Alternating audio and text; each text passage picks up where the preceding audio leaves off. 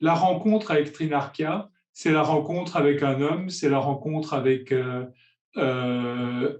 un pays, et c'est la rencontre avec la mémoire. L'homme, c'est Orazio Valastro, que je connaissais sans connaître, que j'avais rencontré une ou deux fois à Paris.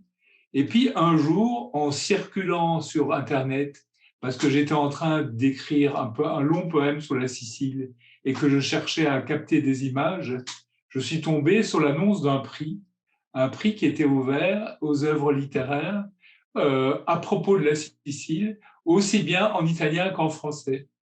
Et j'aurais dû me dire tout de suite, le seul homme au monde qui peut organiser un prix comme ça, c'est Orazio Valastro. Mais je n'y ai pas pensé tout de suite. Je me suis dit, tiens, c'est mystérieux, mais quelle coïncidence. Et donc, j'ai envoyé ce poème, quand il était fini, au prix Trinarchia. Et derrière ce prix, il y avait des gens, parce que tu n'es pas seul, Orazio, mais il y avait notamment Orazio Valastro. Et c'est ainsi qu'on s'est redécouvert. Et puis après, on a eu des occasions de se rencontrer à Paris, en sachant maintenant qui on était, et ensuite à Catane, au cours d'une rencontre magnifique sur le thème du mythe de l'île, de tas de choses ainsi. Mais pour parler plus précisément du prix, euh, après que j'avais eu la chance de participer à ce prix et d'être publié pour mon poème en français dans cette aventure qui est quand même issue du cœur sicilien et du cœur italien, euh, il m'a été proposé de devenir membre du jury et je l'ai fait avec plaisir. D'abord, ce n'était pas un travail très lourd parce qu'il n'y a pas des milliers de poèmes à lire, mais surtout, je me disais, je participe à une aventure qui est absolument au cœur de mon rêve romanesque. J'adore quand un rêve devient réalité. Jean Cocteau disait, c'est terrible, ce qu'on a imaginé finit par arriver. Je crois que c'est très vrai. Très souvent, j'ai écrit des choses dans des romans et puis des choses très semblables m'arrivaient.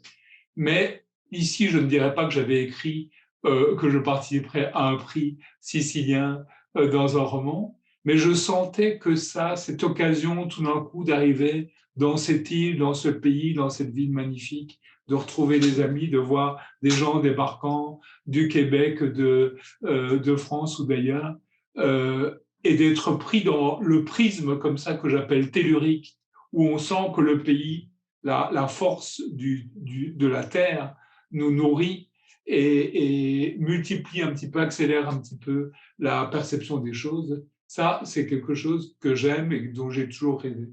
Le fait aussi que le sujet soit à la fois aussi précis en apparence, la Sicile, je parle du prix Trinacria, et à la fois très large, parce que dans une certaine mesure, la Sicile dont je rêve est connectée non seulement à l'Italie, non seulement à l'Europe, mais aussi au passé.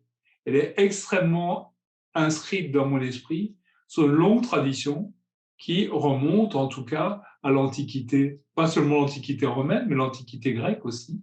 Et donc, je me sens relié à quelque chose qui est, comme l'Etna, quelque chose qui monte de la terre, du passé, de la mémoire humaine, de la richesse culturelle, pour arriver sur le moment où, sur le fil du présent, on peut lire des textes, rencontrer des gens, entendre parler d'une autre manière, avec une autre sensibilité que la sienne, avec les moyens du roman, avec les moyens de la poésie, avec les moyens de l'essai, de la réflexion, de l'article, des images, des photos, des peintures, de ce qui unit une certaine qualité de l'esprit, un certain type d'esprit ou de genre, c'est le désir de la beauté du monde. J'ai ressenti très fort que derrière ce prix Trinarchia et cette aventure de Trinarchia, il y avait un amour commun qui se cherchait, qui n'est pas clair et simple, un amour commun pour la beauté du monde.